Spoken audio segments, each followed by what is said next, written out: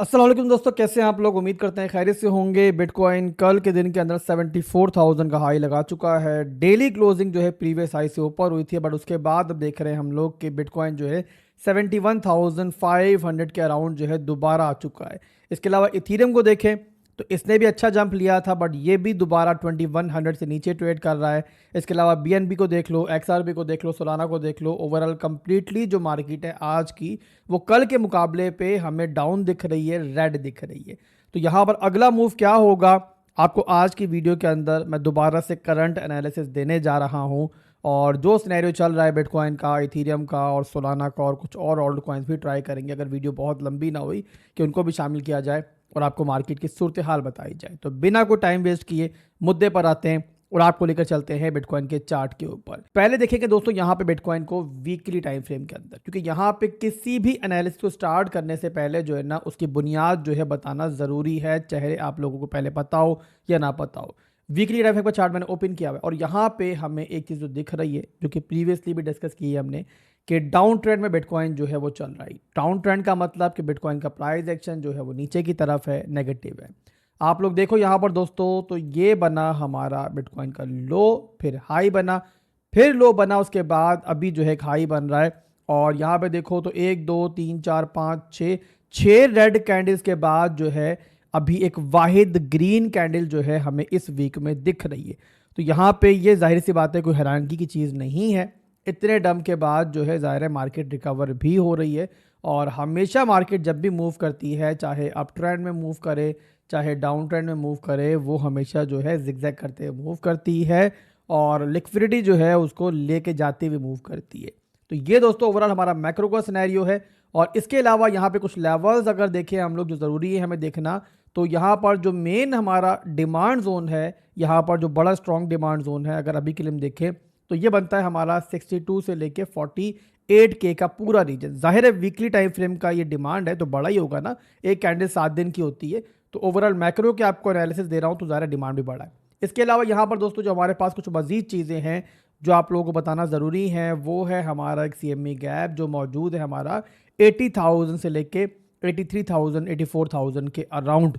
और यहाँ पर मोस्ट प्रॉब्ली अभी फौरी तौर पे तो बहरहाल शायद नहीं, बट बहरहाल आने वाले दिनों के अंदर, आने वाले वीक्स के अंदर जो है ना, ये हमें जो है हिट होता हुआ दिखेगा। बट अभी बिटकॉइन उसको हिट करने जा रहा है या नहीं करने जा रहा, उसको हम देखेंगे यहाँ पे शॉर्ट टाइम फ्रेम के एनालिसिस के अंदर। बट ओवरऑल जो अभी मैक्रो का सिनेरियो है, जो मैक्रो के लेवल्स हैं, मैंने आपको वो एक्सप्लेन कर दिए।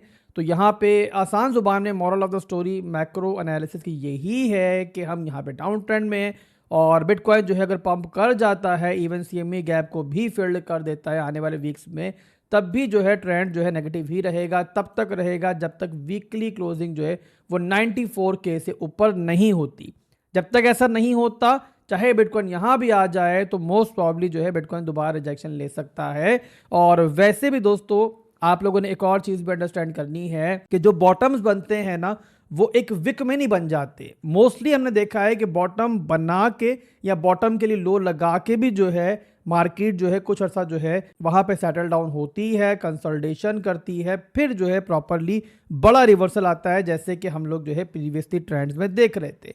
तो आपको जो है यहाँ पे अंडरस्टैंड करना होगा कि यहाँ पे कोई हैरानगी की बात नहीं है अगर बिटकॉइन दोबारा भी नीचे जाए। तो ये ओवरऑल दोस्तों मैक्रो का सिनेरियो है। इसके अलावा चार्ट में कन्वर्ट कर लेता हूँ अब शॉर्ट टाइम फ्रेम के अंदर कि वहाँ पर क्या चल रहा है।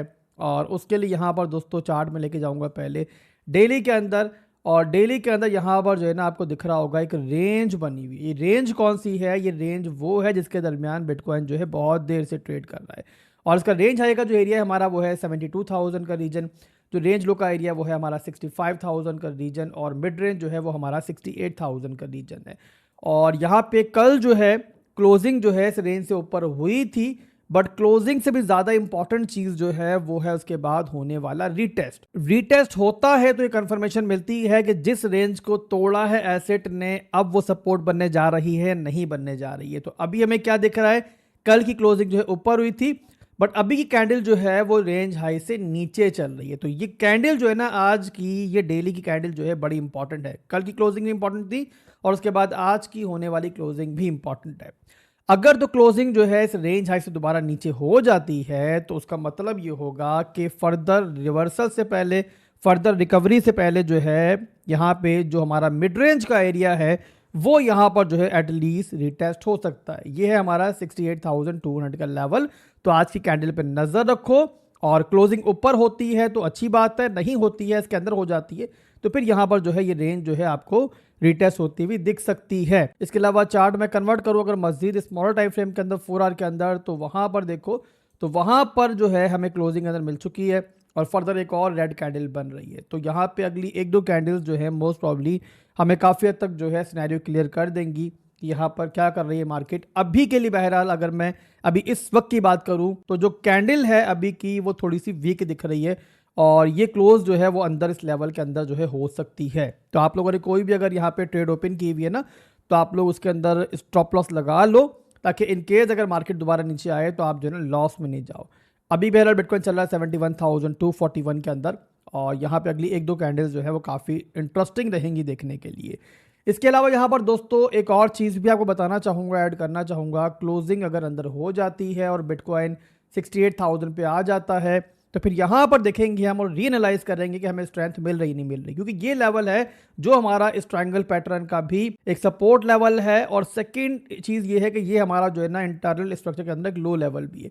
तो स्ट्रेंथ मिलेगी तो यहाँ पर जो है दोबारा हम लॉन्ग देखेंगे। अदरवाइज अगर स्ट्रेंथ ना मिली और ये सपोर्ट लूज हुई तो फिर हमारी रेंज लो भी जो है वो भी जाके रिटेस्ट होगी। तो ये ओवरऑल अभी का सिनेरियो है और अब कुछ बदलेगा तो मैं आपको अपडेट कर दूंगा। मिसाल के तौर पे डेली क्लोजिंग जो होती है अगर वो यहाँ पे कुछ अलग टाइप की हो जाती है तो मैं इंशाल्लाह आपको दोबारा से भी बता दूंगा कि भाई सिनेरियो जो है वो थोड़ा बदल चुका है। अभी के लिए बहरहाल जो चल रहा है मैंने आपको बेहतर समझाया कि गाइड कर दूं। तो ये हो गया दोस्तों बिटकॉइन का सिनेरियो। इसके अलावा हम इथीरियम को भी देख लेते हैं वहां पर क्या चल रहा है। अब इथीरियम के अंदर भी जो है ना लगभग बिटकॉइन वाला ही सीन चल रहा है। ये हमारा रेंज हाई है, थोड़ी सी क्लोजिंग इसके अंदर हुई है ऊपर, बट बहरहाल बिटकॉइन से थोड़ी वीक क्लोजिंग हुई है और उसके बाद देख रहे हैं हम लोग कैंडल जो है दोबारा अंदर चल रही है। तो जो बिटकॉइन ने करना है वही इथीरियम ने करना है। ऑलरेडी इथीरियम जो है रेंज में आ चुका है, तो अगर बिटकॉइन नीचे आया और रेंज क्लोजिंग के बाद अंदर आ गया रेंज के अंदर तो फिर यहाँ पर जो है ना ये 1980 से लेके 2000 का जो एरिया है ये सपोर्ट जो है रिटेस्ट होती हुई दिखेगी आपको।